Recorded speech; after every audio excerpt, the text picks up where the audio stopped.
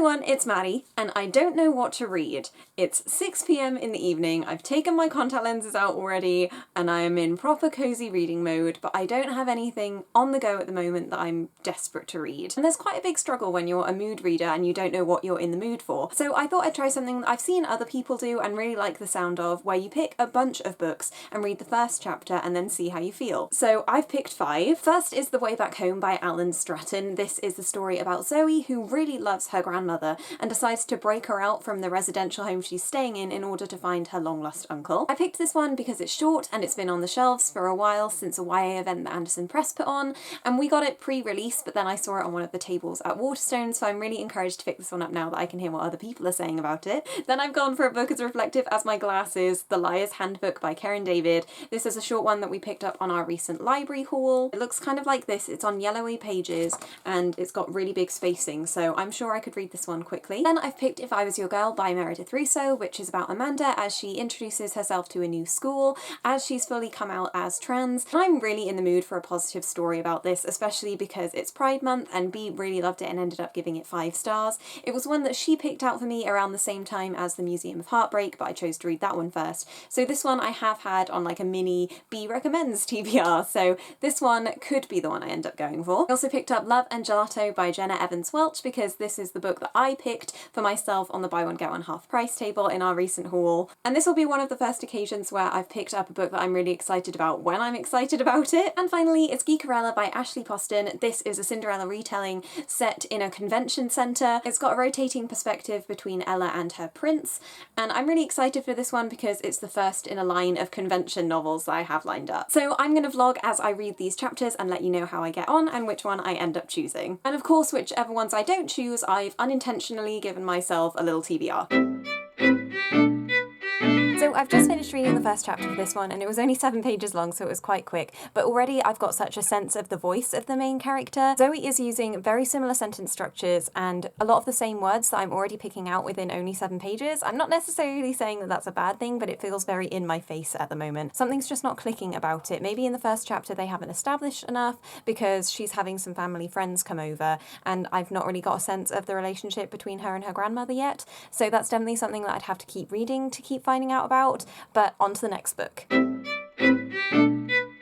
So I finished reading the first chapter of this one, although it turned out to be a prologue, so did a really succinct job of setting up the story just like a blurb would. I really like this. I almost think that I'm just going to want to dive into this one straight away because I've laughed at the first couple of pages, which never really happens to me in books, and I really like the way that jokes are being recycled in the writing. It's also reminding me a lot of The Names They Gave Us by Emery Lord, because the daughter and the mother have that same relationship where they're in a tricky place because the mother is suffering from cancer and doesn't know if she'll reach recovery, and she's asking something of the daughter that she doesn't necessarily want to do, and that's to go to Italy. It's not necessarily a summer camp, but it still has all of those possibilities for something equally magical and lovely. So maybe this one I'll just read, but I have to give the others a shot, so let's go. So I ended up reading 2 chapters of this one because the first chapter was only 5 pages long and I didn't feel that was long enough for me to get a flavour of the story. This is all about River and how he is a compulsive liar and tells all these really big tales, but the one thing I can't pinpoint is his age. I think he's at a secondary school because he's meeting with his head of year, and I don't think primary schools have those, but it's feeling very middle grade. That might just be because of the lies, and that's normally something that I associate with much younger children, and I'm not really sure that middle grade is what I'm in the mood for at the moment. What I did like about this one though is that it took a completely different route to the other 2 in a way of introducing you to the story. So The Way Back Home was just throwing you into the action and just putting you in a scene and seeing how you reacted to it, and then Love and Gelato was kind of taking you from the beginning, bringing up a hypothetical situation, addressing the reader as you, and then laying out kind of the very beginning before the story starts. And then this one just jumped in and said, "Hi, my name's River and I like to lie," or like, that's a paraphrase, but that was essentially the first sentence. I think it's really interesting to read a bunch of first chapters one after the other, and I can't wait to read my next one. It's funny how much I'm learning about storytelling through this. I finished the first chapter of this one, and I think this is another contender for the one I'm going to end up reading because I really enjoyed it. I think for quite obvious reasons. It had almost Twilight-y vibes because in that Bella is moving to live with her dad who she hasn't seen in a while, and it's about their like uncomfortable scenario together, and this was exactly the same.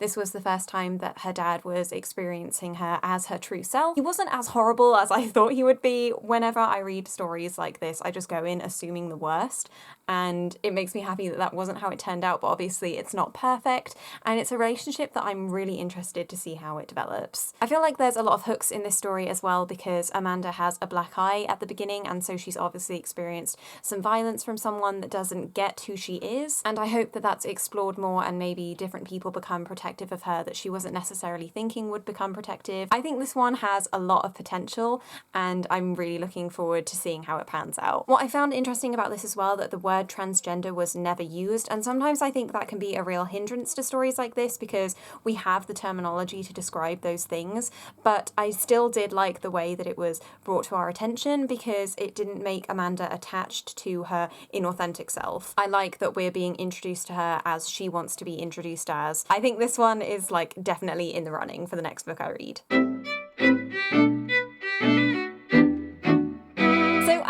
I read the first chapter of this one, and it was the longest first chapter at 19 pages, and in all honesty, this is the one I feel like picking up the least. That's kind of upsetting to me, seeing as Cinderella is one of my favourite fairy tales. Oh look, here's my Cinderella who's just staring at me whilst I say these things. But I felt like the first chapter of this one was just a little bit too Bratzy. The scene with the stepmother and Danielle reminded me a lot of the first episode of the Bratz TV show where Jade is interning for their rival magazine, and there are some twin characters that are also evil. They are described exactly the same way as the twins in this, which just had me cracking up, so I couldn't disassociate the two things. Also, it feels very much like the beginning of Cinderella's story as well, that kind of relationship between the sisters and Danielle, so I'm a little bit disappointed that this isn't stepping outside the box more, and I know it probably will when we get to the convention, but just the beginning and the family dynamic and like the stepmother just lusting after expensive things and a lifestyle that they can't maintain, I've seen so many times before. But I'm interested in the second chapter because it's from a different perspective, from the Prince Charming, so I'm not giving up hope on this one. I still will read it and I want to enjoy it so much, but it's not what I'm going to be reading now. So now I'm down to my last two books, and I really can't decide between which one because they both had strengths, and I'm really interested in picking up both of them. If only I could read them simultaneously, but I really want to dedicate to them because I think they're going to become my new favourite books just from these first chapters alone. So I'm going to have B randomly pick which one I read first. And it ended up being If I Was Your Girl, so I'm gonna read this one now, and I'll make sure to update you. You can follow me on Goodreads if you want instant reading updates because I think I'm gonna split this one up and try and update really often, and I hope I love it just as much as B, and then straight after this one I'll move on to Love and Gelato because I don't want my excitement for that one to just die out. Thank you everyone so much for watching this try a chapter video, and if you liked it, please feel free to let me know in the comments because I'd love to do something like this again if ever I get stuck for what I want to read next. I'll see you next time, guys. Bye!